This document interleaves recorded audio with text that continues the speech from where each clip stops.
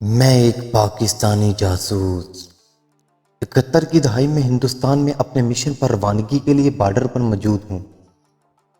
اگر آپ کی پاکستان کے اس جانباز کی آپ بیتی سے پہلے شناسائی نہیں ہے تو چینل کے اندر موجود پلے لسٹ کے بٹن کو دبا کر اس مرد مجاہد کے کارناموں کے سفر پر روانگی کے قبل کے واقعات کو سن کر اپنے جذبہ حب الوطنی کو از سر نو بیدار کریں۔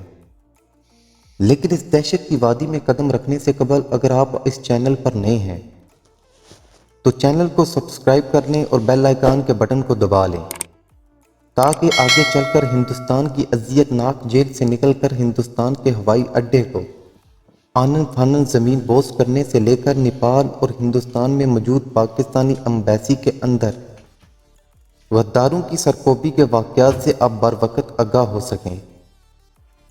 اور اگر آپ پاکستان کے اس نمبر 1 جاسوس کو اپنے مشن کو فرض سمجھ کر اس کی ادائیگی کے واقعات سے اپنے اوپر فخر محسوس کر رہے ہیں تو لائک کے بٹن کو ضرور دبائیں اور اپنے حلقہ احباب سے شیئر کیجیے۔ یہ فائرنگ ہمارے لیے گرین سگنل تھی۔ سینئر نے ہمیں گلے لگایا۔ ان کی آنکھیں آنسوں سے لبریز تھیں۔ ان کے آخری الفاظ کچھ اس طرح تھے: wish you God help and best of luck. اپنی ذہنی حالت کے بارے میں صرف یہ کہہ سکتا ہوں کہ بارڈر کراس کرنے کی ٹینشن اور مشن کی اہمیت دونوں یکساں تھی۔ گھر اور فیملی کا خیال ذہن سے بالکل نکل چکا تھا۔ ہمیں ایک 30 بور کا ریوالور اور 100 گولیاں واٹر پروف پیکٹ میں دی گئی تھیں جنہیں ہم نے اپنے بیگوں میں رکھ لیا تھا۔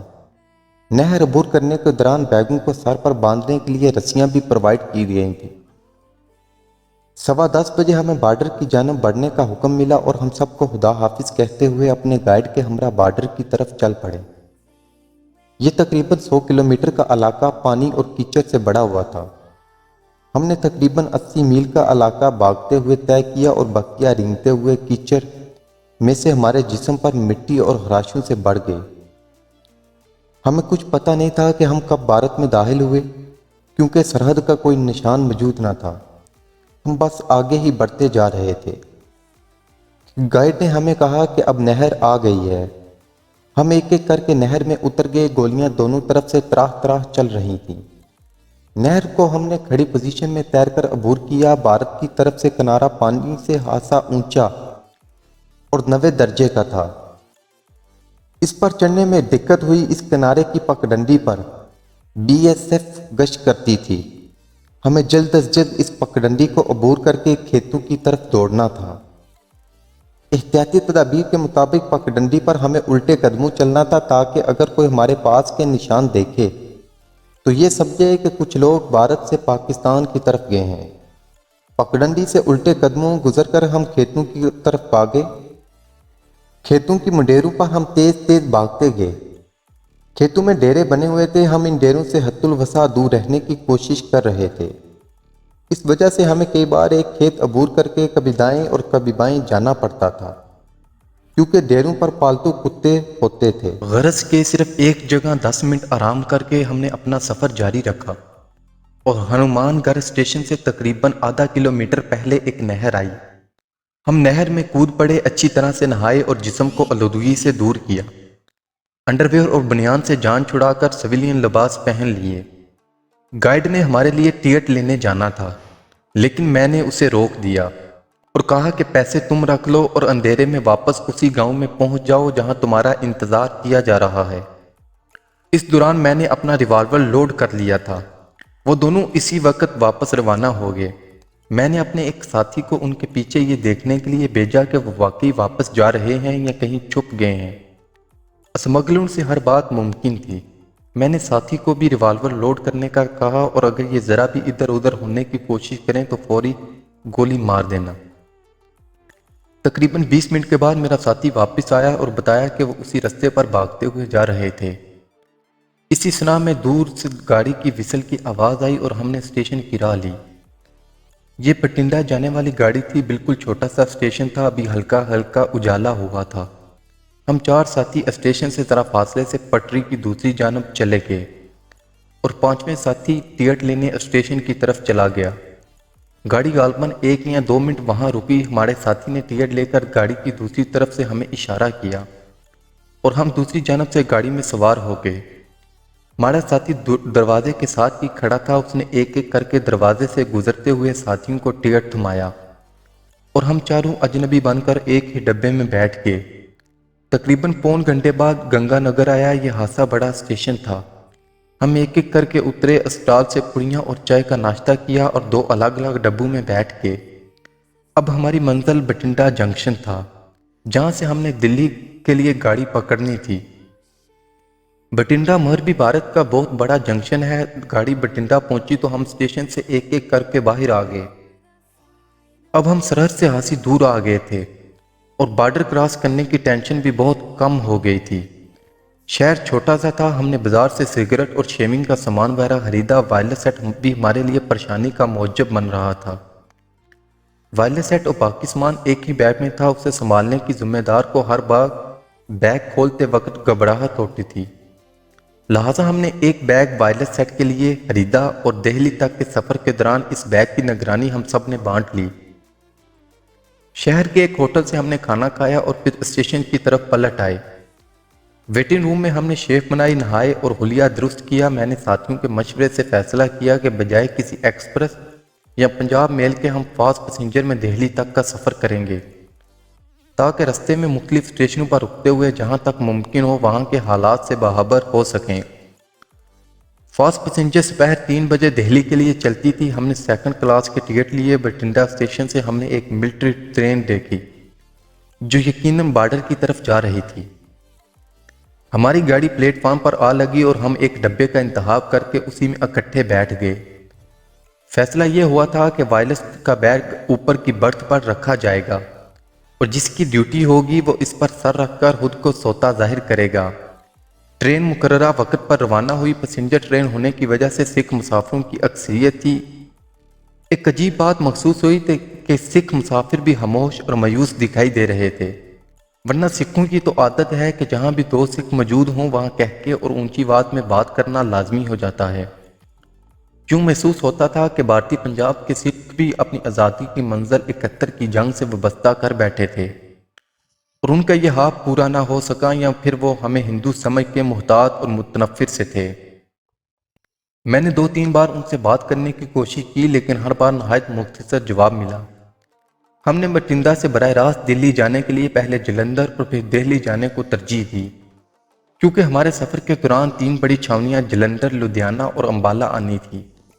ان چھاونیوں کے اسٹیشنوں پر کافی چہل پہل تھی۔ دہلی سے امرتسر جانے والی ٹرین میں بھارتی FIU کے آدمی مسافروں کی مسلسل چیکنگ میں مصروف تھے۔ اس کی لازماً وجہ مشرقی پاکستان سے قید ہونے والے پاکستانی جنگی قیدیوں کی بھارت کے POV کیمپ سے مسلسل فرار کے واقعات تھے۔ 16 دسمبر 1971 کو پاکستان کے سینکڑوں نہیں بلکہ ہزاروں فوجیوں نے ہتھیار نہیں ڈالے تھے۔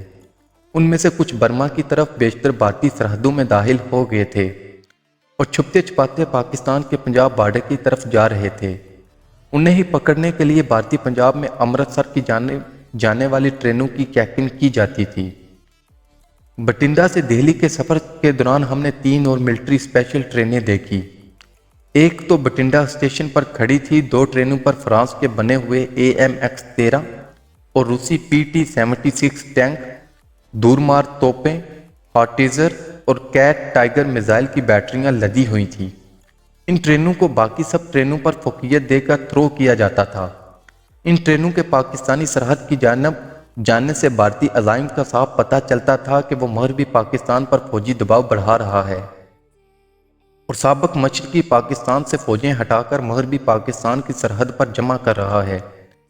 روسی ساختہ PT-76 ٹینک پانی میں تیرنے والا ٹینک تھا۔ سیز فائر کے بعد ان مخصوص ٹینکوں کو پاکستانی بارڈر پر لانے سے بھارتی ارادے صاف ظاہر ہو رہے تھے۔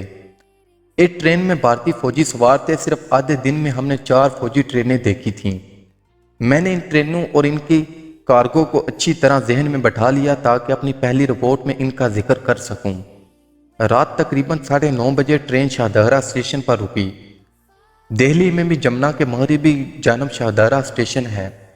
بالکل لاہور والے شاہدرہ اسٹیشن کی طرح ہم نے اسی اسٹیشن پر گاڑی کو چھوڑ کر اور 2 ٹیکسیاں لے کر دہلی کی طرف روانہ ہوئے۔ طے شدہ پروگرام کے مطابق سبزی منڈی اسٹیشن کے قریب گھنٹہ گھر چوک میں ہم نے 2 معمولی ہوٹلوں میں قیام کیا۔ چونکہ بھارت میں شناختی کارڈ رائج نہیں ہے، اس لیے ان ہوٹلوں میں کمرے حاصل کرنے میں کوئی دشواری نہیں آئی۔ وہاں ہم سب نے خود کو معمولی کاروباری کی حیثیت سے متعارف کرایا اور بتایا کہ ہم گرد و نواح کے چھوٹے شہروں سے خریداری کے لیے آئے ہیں۔ ہماری بارڈر کراس کرنے کی ٹینشن میں بھی خاصی کمی آ چکی تھی۔ میں نے اپنے ساتھیوں کو 2 کی ٹولیوں میں دہلی میں گھومنے پھرنے کی اجازت دی۔ ہوٹلوں میں ہم نے داخلے کے رستے کے علاوہ کسی ایمرجنسی کے لیے دوسرے رستے بھی تلاش کر لیے تھے۔ ہمارا قیام پہلی منزلوں پر تھا اور ایک منزل سے کودنا ہمارے لیے کوئی دشوار نہ تھا۔ دوسرے روز میرے چاروں ساتھی گھومنے پھرنے نکل گئے۔ میں نے انہیں ہدایت کی کہ وہ کم از کم 4 عدد ریڈی میڈ پتلونیں، قمیض اور جوتے ضرور لیں، اور ضرورت کا دیگر سامان بھی جو انہوں نے شام تک خرید لیا۔ دشواری مجھے پیش آئی، میرے لمبے قد کی وجہ سے مجھے ریڈی میڈ کپڑے نہ مل سکے۔ میں نے کناٹ پیلس میں تقریباً سب دکانیں چھان ماری، صرف ایک سفاری سوٹ میرے سائز کا مل سکا۔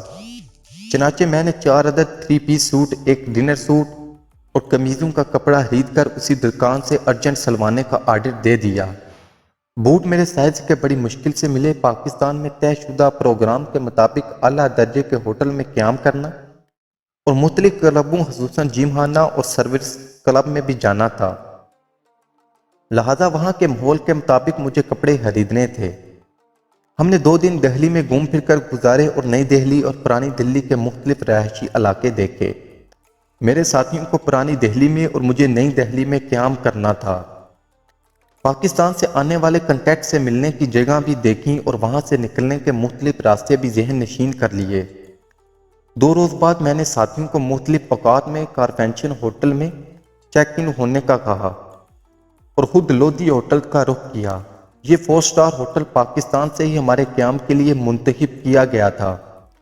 نئی دہلی میں اس ہوٹل کے قریب ہی 5 سٹار اشوکا اور اکبر ہوٹل تھے، اور بھارتی بری، بحری اور ہوائی افواج کے ہیڈ کوارٹر بھی اسی علاقے میں تھے۔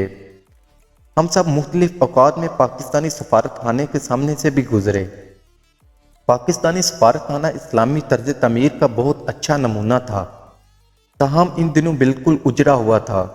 لوگوں نے پتھر مار کر بیشتر شیشے توڑ دیے تھے۔ سفارت خانہ بند تھا اور پولیس کا ایک ہی سپاہی رسمی سا پہرا دے رہا تھا۔ ہمیں ابھی انتظار تھا اپنے کنٹیکٹ کا، جسے ہماری روانگی کے 10ویں دن مجھ سے ملنا تھا، اور ڈاک دینی تھی جس میں مزید ہدایات ہمیں ملنی تھی۔ اس دوران ہمیں اپنا ہوم ورک مکمل کرنا تھا۔ میں نے اپنے 2 ساتھیوں کو جھانسی بھیجا۔ جھانسی سے پہلا اسٹیشن بابینہ ہے۔ ان 2 اسٹیشنوں کے درمیان بھارت کی 1 آرمڈ کور کا ایک ٹینک ڈویژن اور نمبر 10 آرمڈ بریگیڈ بیس تھی۔ میرے ساتھیوں کے ذمہ یہ کام تھا کہ جھانسی میں کوئی معمولی ہوٹل دیکھیں اور معلوم کریں کہ کور ہیڈ کوارٹر تک جانے کے لیے ٹیکسیوں کو سواری مل سکتی ہے۔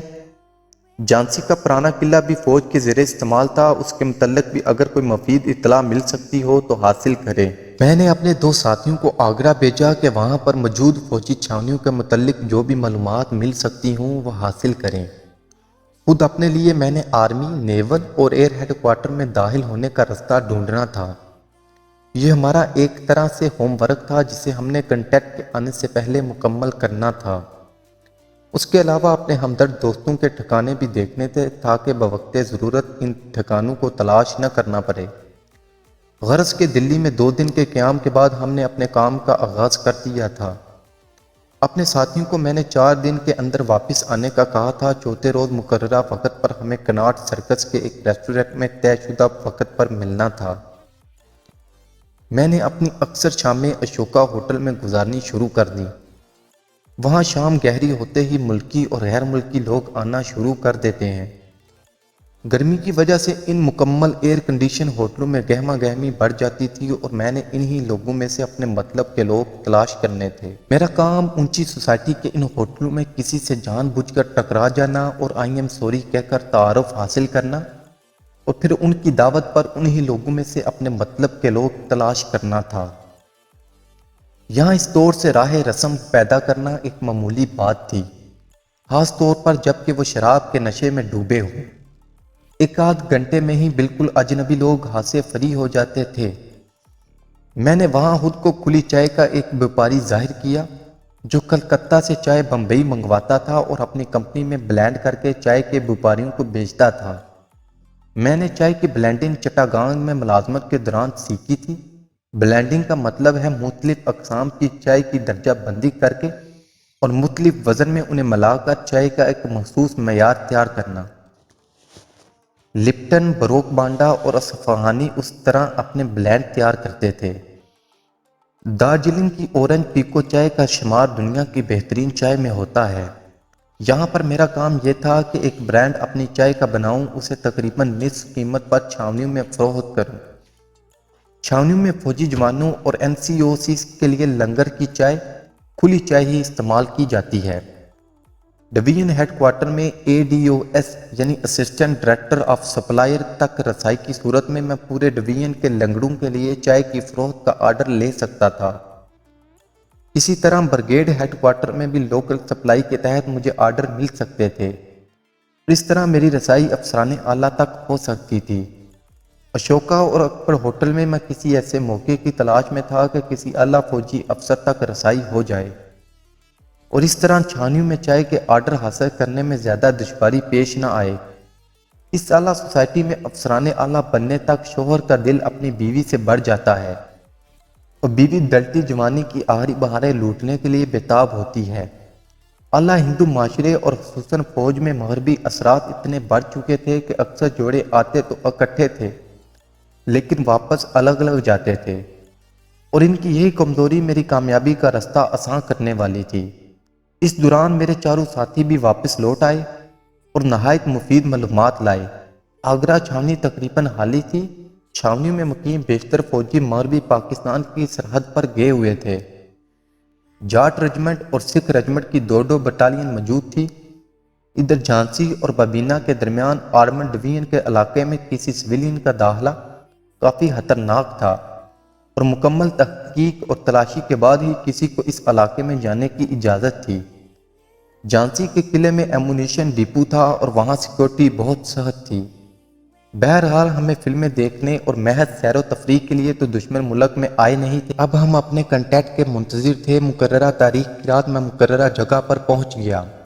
मुझे सख्ती से हदायत की गई थी कि कंटैक्ट से सिर्फ मैं ही मिलूं और ज़्यादा से ज़्यादा 15 मिनट तक मुकर्ररा जगह पर इंतज़ार करूं। अगर कंटैक्ट ना आए तो फ़ौरन वहाँ से गायब हो जाऊं और ठीक एक हफ्ते बाद उसी जगह और उसी वक्त मैं फिर 15 मिनट इंतज़ार करूं। अगली वीडियो में इस शोहरा आफाक दास्तान के पार्ट 4 के साथ हाजिर होंगे। इस दास्तान को अक्स बंद करने में काफ़ी वक्त दरकार होता है लेकिन हद्दुल अमकान कोशिश की जाएगी कि जितनी जल्दी हो सके इस दास्तान सरफरोशी को आपकी समाअतों के नज़र किया जाए। चैनल को सब्सक्राइब कर लें ताकि जब वीडियो अपलोड हो तो आप बर वक्त आगाह हो जाएं। अल्लाह हाफिज़।